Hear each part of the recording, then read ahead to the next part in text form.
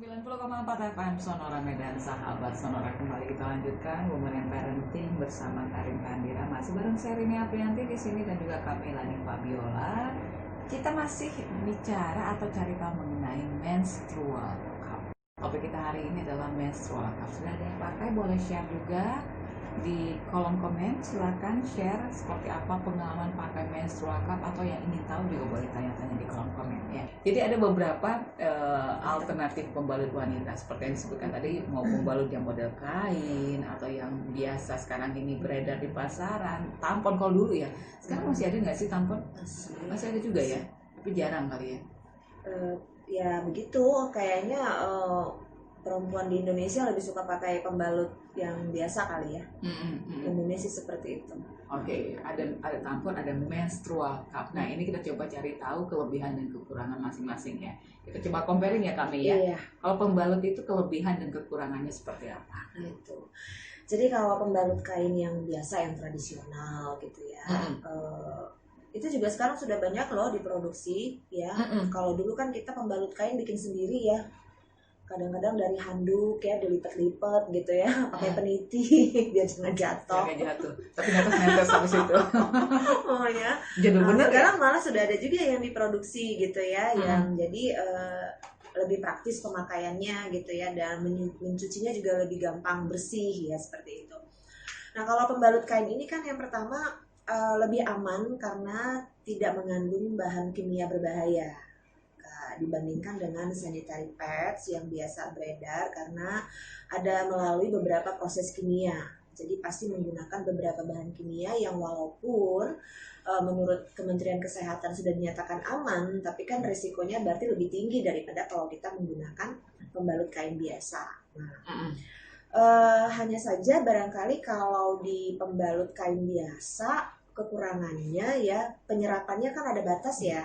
Tidak seperti kata Mbak Rini kan, kalau yang sanitary pad yang Mbak Rini tadi pernah beli itu kan memang daya serapnya tinggi gitu ya. Jadi lagi deras-derasnya kita nggak perlu khawatir bakalan bocor lah istilahnya kan gitu ya.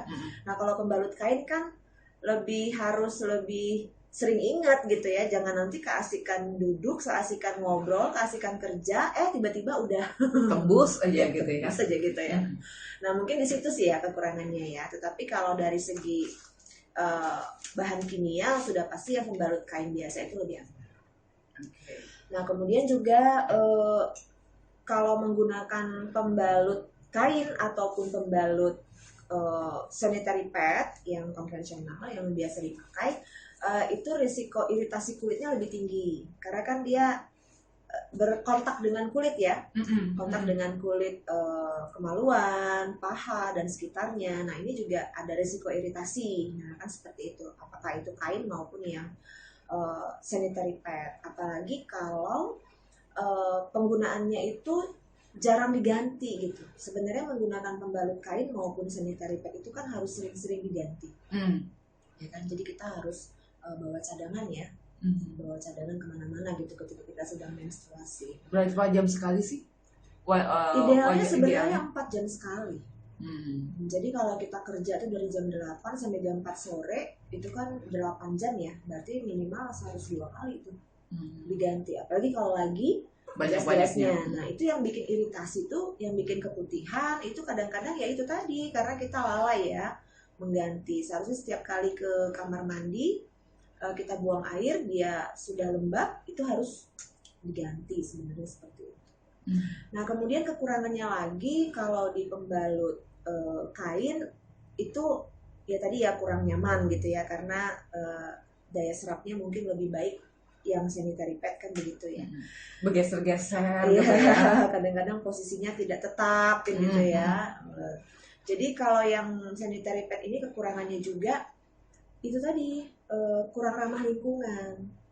Karena kan kalau bayangkan aja Mbak Rini, satu orang haid 1 hari 4 kali ganti pembalut, dikali haidnya 5 hari aja itu sudah berapa? 20 kali 12 1 tahun ya kan? Iya, itu 1 orang loh. Ya kan, 1 orang. Nah, gimana kalau seluruh perempuan haid bersamaan ya? Nah, ini kan ada kekurangannya untuk lingkungan, ada polusi ya, risiko polusi lingkungan.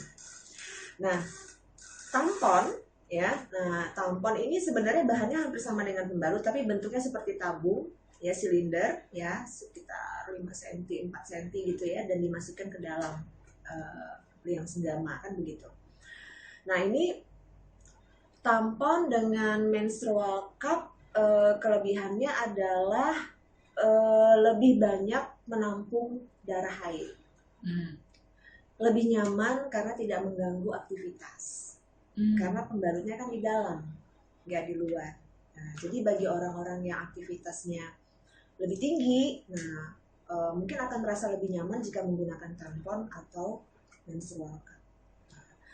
Walaupun resiko iritasi, resiko infeksinya masih tetap ada. Apalagi kalau ketika memasukkan tampon dan menstrual cup-nya tangannya nggak bersih. Jadi memang sangat penting diingat ketika memasukkan tampon dan menstrual cup ke dalam saluran reproduksi, itu tangannya harus betul-betul bersih. Harus dicuci bersih dulu ya, yang nggak usah disterilkan juga ya, jangan direbus dulu gitu ya. Harus betul-betul bersih untuk menghindari iritasi tadi. Tapi menstrual cup-nya itu perlu tadi kalau kami sempat bilang jangan direbus dulu, bukan tangannya ya. Iya, bukan tangannya. Menstrual cup-nya itu direbus dulu supaya lebih kita apa namanya ya? Lebih higienis. Bisa memang. Memang iya. Oh, iya. Anjurannya memang begitu. Jadi baik itu tampon maupun menstrual cup maupun pembalut itu tetap harus diganti paling tidak 4 jam sekali. Ya, apalagi ketika sedang deras-derasnya. Ya, jadi hanya saja istimewanya menstrual cup, dia bisa dipakai berkali-kali. Kalau pembalut biasa, tampon itu kan sekali pakai buang, kan gitu ya. Nah, tapi kalau menstrual cup tidak, bahkan dia bisa dipakai sampai bertahun-tahun. Nah, hanya saja ketika kita sudah selesai haid, itu menstrual cup-nya harus dicuci dan direbus lebih kurang ya minimal 5-10 menit setelah air mendidih ya, dibiarkan. Kemudian ditunggu sampai kering, baru disimpan pada tempatnya, seperti itu. Jadi pada menstrual cup ini juga bebas dari bahan kimia, karena dia tidak melalui proses pemutihan dan sebagainya ya, seperti pada sanitary pad gitu. Jadi resiko terpapar bahan kimia itu tidak ada. Tapi warna-warni loh Kak Mei. Ya, warna kuning, silikonnya berwarna ya, ada yang kuning, pink, hijau, pink, purple.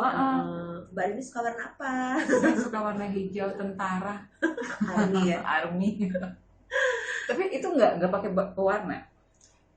Enggak, itu kan bahannya di silikonnya itu sudah kalaupun dia pakai pewarna sudah pasti pewarna yang aman untuk kesehatan ya. Oke. Nanti kita bahas lagi kelebihan, kekurangan dan risiko. Kalau nanti mungkin di sesi berikutnya kita lebih fokus ke menstrual cup-nya ya. Untuk sahabat Sonora yang punya pengalaman pakai menstrual cup seperti apa atau mau tanya-tanya mengenai menstrual cup, silakan di komen ya, di kolom komen boleh.